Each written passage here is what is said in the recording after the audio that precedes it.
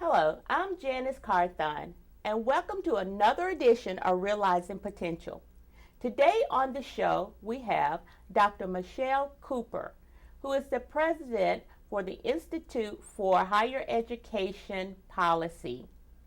Welcome to the show. Thank you. I'm happy to be here. First, I'd like to say as well that Dr. Cooper was one of the guest speakers during our faculty and staff conference, and so thanks for coming. My pleasure. First of all, give us a little information about your background and your education. Sure. So I am a native of Charleston, South Carolina, very proud native of Charleston, South Carolina. I grew up in Charleston, went to public schools in the city of Charleston. Was a fairly active student, was in the band, did all those fun things, cheerleader.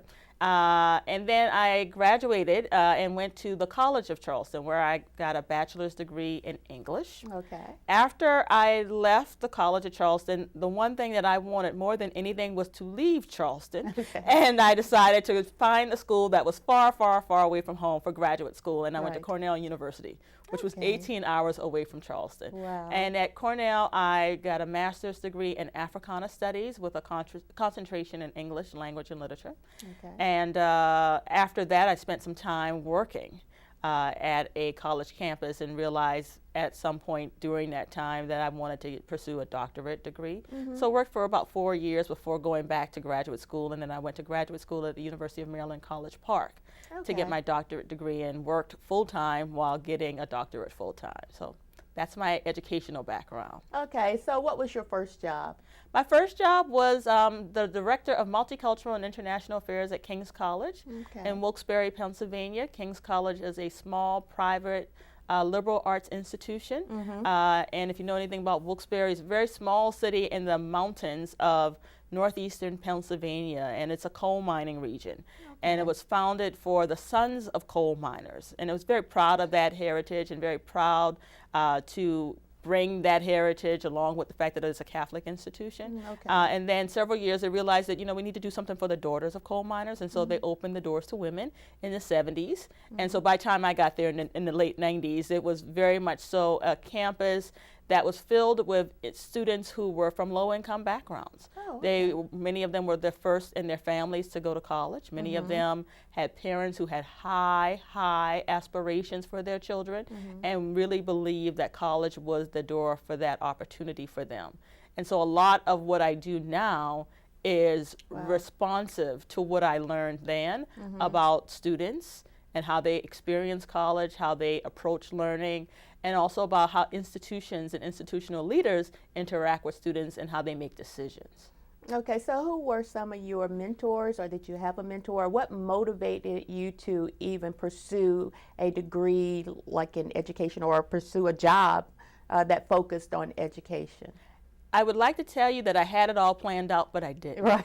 None of us do. Okay. So when I was an undergrad, I thought I was going to be a school teacher. You know, well, then when I got to Cornell and I graduated and I didn't have a job, I had to find a job. And it was really a series of fortunate events that has helped me to get to where I am right now.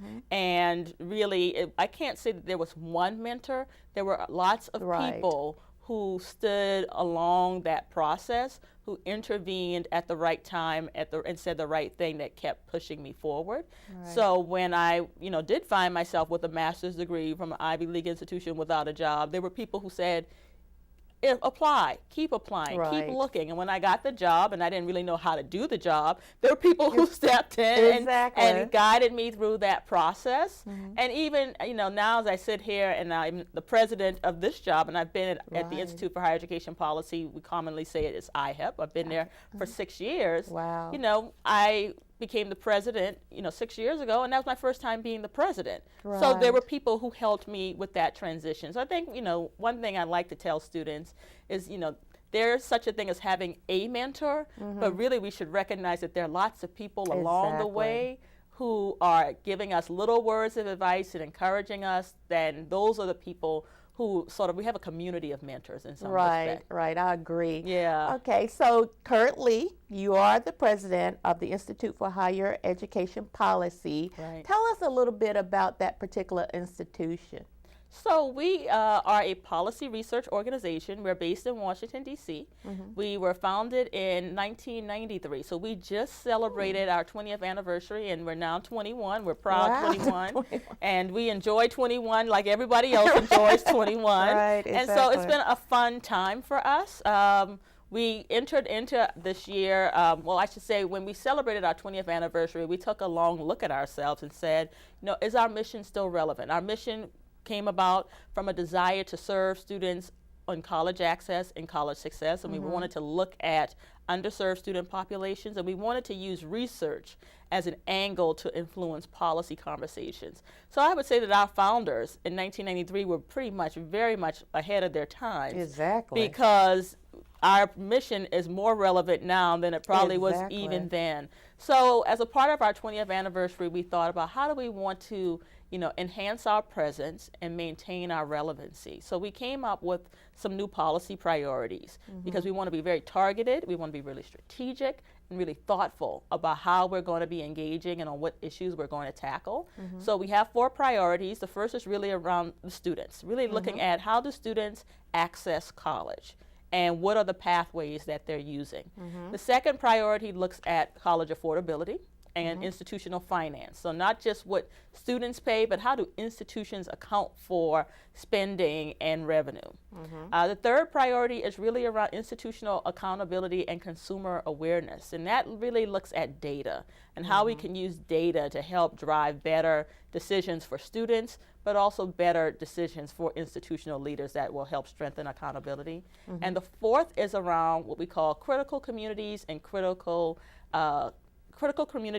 institutions. And for that, we're really targeting where we're putting our time and our efforts and who we want to learn from and work with. So we know that we have some cities, for example, that we're working with through a project. And we're looking at how these cities can work with their institutional leaders to improve outcomes that will help align workforce needs with college readiness and college success. And we're also working with schools like yours, HBCUs and other minority serving institutions, because you all are the ones where a lot of the students who we're trying to help serve, Definitely. you're right here, they're right here. So Definitely. not that we're exclusive to MSIs, but we're very much so inclusive to MSIs in a lot of our work. And what are some of the challenges you see for historical Black colleges and universities? Well, I think, there's a lot going on in society right now, and the higher education space is no different. Lots of change is happening, and people are asking for more accountability, more transparency. Many people are asking, is college worth it? What are students getting out of the experience? And that's not a question that they're asking of HBCUs only, but HBCUs are being asked to really answer those questions, particularly because many of the schools, some are private and they cost a great deal and they're low-income students, but also there's a need to improve the outcomes around graduation rates. And so for HBCUs in particular, I think that right now is a real important time to not only show that you have strong outcomes around graduation rates, but how are you adding value to students?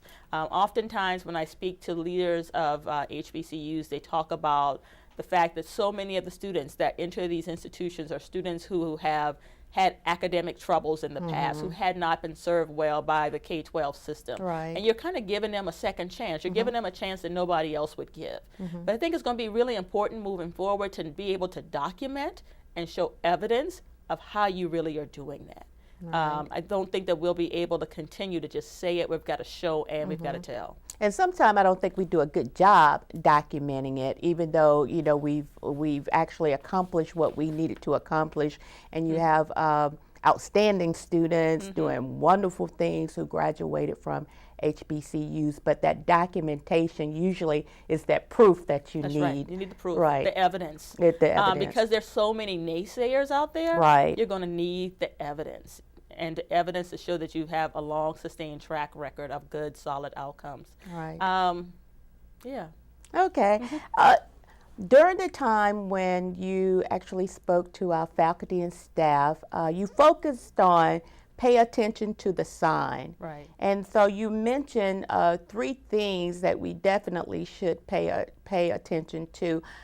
Tell us a little bit more about those things, and let me list those. Okay. You mentioned college cost and affordability, funding gaps and stratification, and student learning. So let's start with college costs and affordability. Right. So one of the things that I've been noticing over several years, like more than a decade, is that there are lots of trends happening in higher education. And my goal, especially when I leave and go outside of Washington and talk to people who are on campuses, is to really stress the need to pay attention to what's happening in Washington.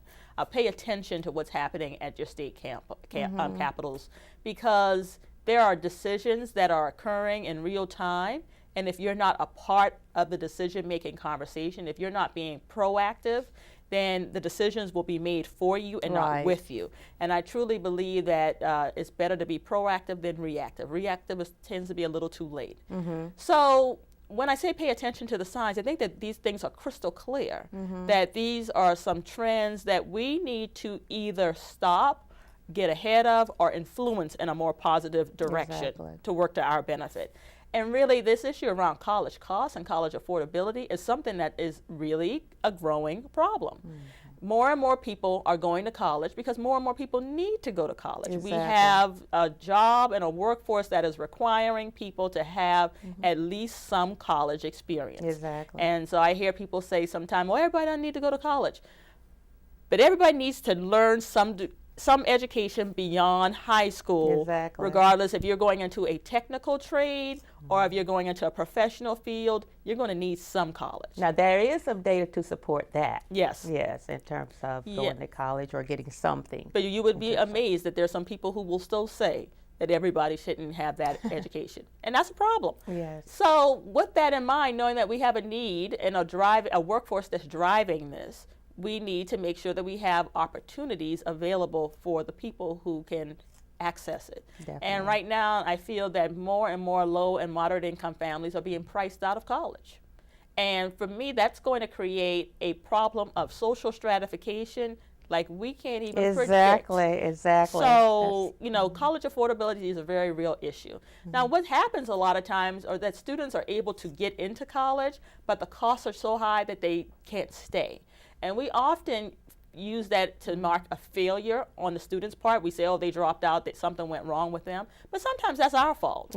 We've made the system so complicated and we've made the process so convoluted, we've made the cost so high that we've actually hindered them from making progress. So that's why I say college costs, college affordability, because it has a ripple effect on academic success in ways that actually cause more and more students to drop out and fail to complete. And that last one was student learning, mainly assessing student learning. And yes, so student learning is one that's really important to me. So having worked on a college campus, I think what students learn and what they can do after college is really, really very important. And I don't think we're doing a good job of assessing it and showing improvement in areas where we need to show improvement. There are some institutional efforts like the degree qualifications profile. The Association of American Colleges and Universities is doing some work around high impact practices.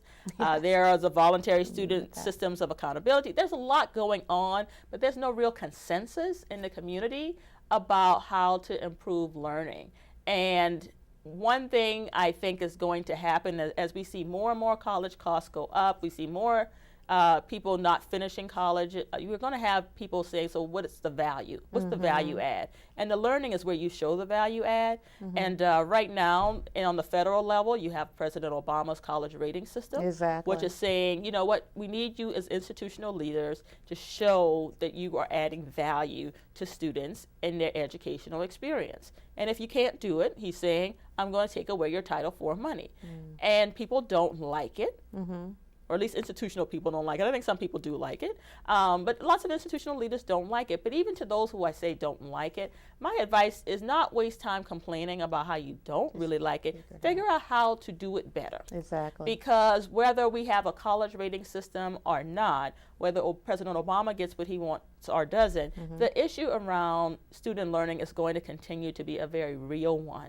And if institutional leaders don't figure out how to solve the problem for themselves, someone else is going to tell them how to do it. Exactly. Okay, so those are the signs that you actually discussed. Now, another interesting conversation came up during the time you were presenting, and that is best practices on financial literacy. And you talked about some things that we can do.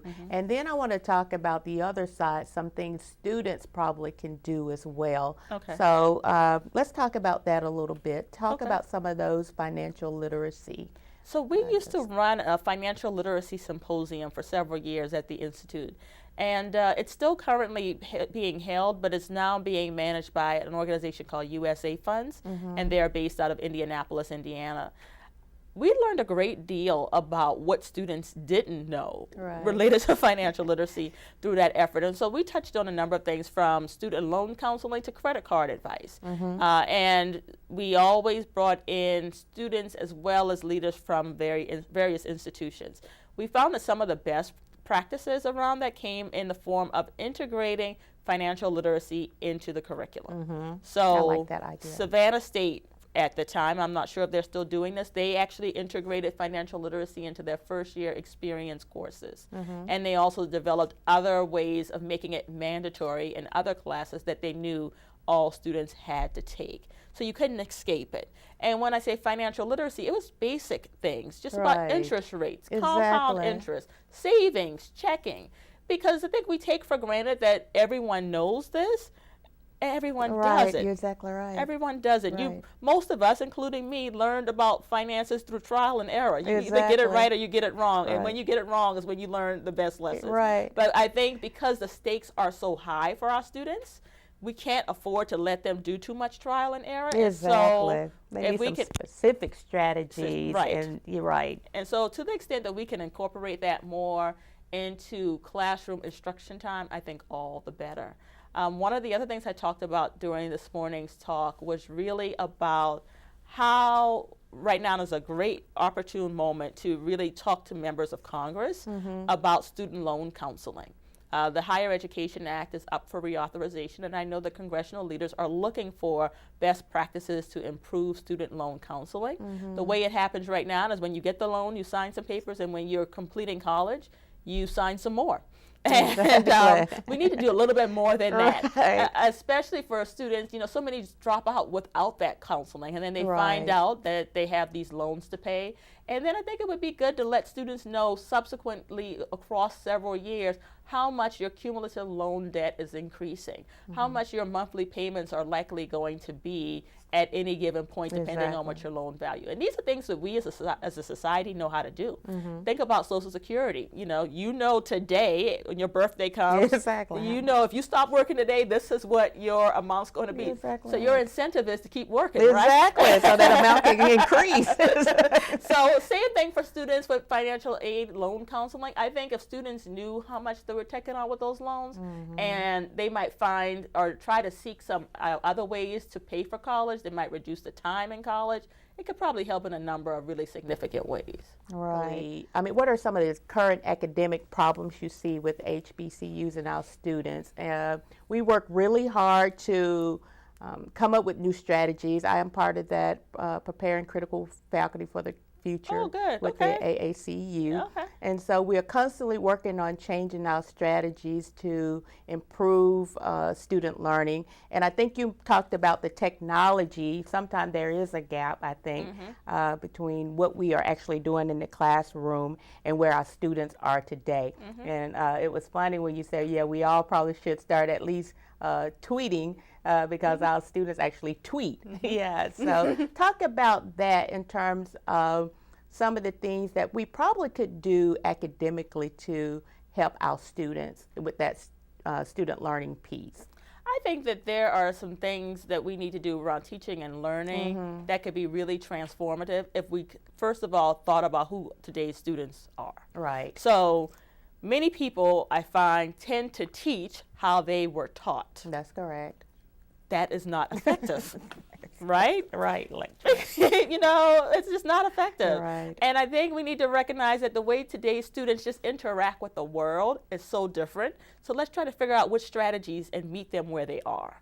That's how we're going to be able to best help them. When we meet them where they are, instead of demanding that they come to where we want them to be. They'll come to where we want them to be, but we first got to go get them. Right. And I just find that most people, it requires more work. Right. You got to invest more time. And because so many students who come to HBCUs have not been served well in K-12, they've come from under-resourced schools. They then come to your classroom and they need more attention. It's not going to be easy. And I tell people all the time, when you think about how to serve students who haven't been served well, it costs more money, not less money. Because people will say, oh, well, let's give them some technology. Let's figure out ways to do it online. You can't reteach 12 years with a computer program or module. It can help. Exactly. It can help. It can be sort of a supplemental tool, but it can't, it can't replace the need for person-to-person instruction. And that's where teachers, developing more tools and resources that really think about currently where students are and how to reach them could actually help in lots of different ways. There's also some research going on with a researcher named Carol Twigg. I think the name of her work is the Academic Transformation Center or something of that nature. But if you look up Carol Twigg and her work, she actually is finding a lot of success with some experiments around transformative models for teaching and learning. Because I live in the DC area, I'm familiar with what is happening in the University System of Maryland. And they have been doing some work around transforming their developmental education courses. And I recently attended to a seminar where they were talking about that, and I was pretty surprised at some of the outcomes. So I think that is a place to start. And University of Maryland Eastern Shore, which is a HBCU, was there to talk about what they had seen happening in their math courses as a result of that transformation work. Okay, and let's change gears a little bit. What advice or motto, let me rephrase that. What is a motto that you live by, or what keeps you going, or what help you to, succeed or get to that next step in your career? Do good work. That's simple. Just do good work. And, I say that, and I remember when I first took the job at IHEP, I went to speak to a gentleman by the name of Frank Matthews. You may not know who he is, but he is the owner and publisher of Diverse Issues in Higher Education. And I said to him, okay, got this new job, it's a national platform, what kind of advice would you give me? He said, Michelle, just do good work. You've been doing good work, just keep doing good work. And I thought, that's right, just do good work. Because when you do good work, your work speaks to you, your integrity, your authenticity shows, and you're happy about it because you're putting your all into it. So for students coming along, whether you are going to be a person working on computers or someone teaching in a classroom or someone traveling around the globe saving people from malaria, whatever it is you decide to do, just make sure you're doing it well. Excellent advice. Excellent advice. Dr. Cooper, what do you consider one of your greatest accomplishments? It's a hard question. I think I have a lot of things that I'm pretty proud of. I guess the thing that I'm maybe most proud of is the ability to use my gifts to serve others. And I'm happy to be able to do that. I feel like I've been given access to a lot of important types of conversations, and I'm able to meet people and talk to people. And as long as I am continuing to use those opportunities and whatever I bring to the table that continues to keep me as a part of those conversations and bring it back to people who I want to serve, I'm always going to be happy about that. Okay, and so what actually motivates you? I mean, why do you do what you do to help serve? I know it's mainly the underrepresented students, all students. So what motivates you? Because I was one of those students. I grew up in Charleston, and I went to predominantly black high schools. And if you've ever been to Charleston, Charleston's not a all-black city, and I always would wonder, where were the white kids? Why were we always in all-black schools all my life? And being in all-black schools, there's certainly some advantages to that, but there's some resource challenges, and there were things that I did not have access to. And not because I don't think people wanted to give them to me, it's because they didn't have access to them themselves. So I think a commitment of mine has been to figure out how to get access to those resources or those networks and help to support the community that supported me. That's great. So Dr. Cooper, is there anything else you would like to share with our viewers? Well, I'm really happy to have this opportunity to be here at Albany State. I hope that you all will invite me back. And even if you all don't invite me back, I will probably come back because I've been having a really good time here. So thank you. Good. We're happy to have you here. And I want to thank you for your service. I mean, not to just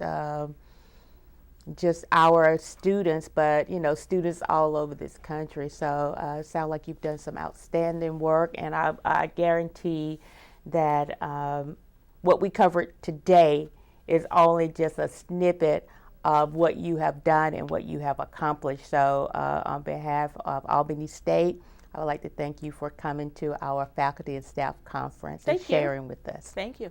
Happy to be here. Thank you. Viewers, this has been another edition of Realizing Potential. I'm Janice Carthon. Have a great day.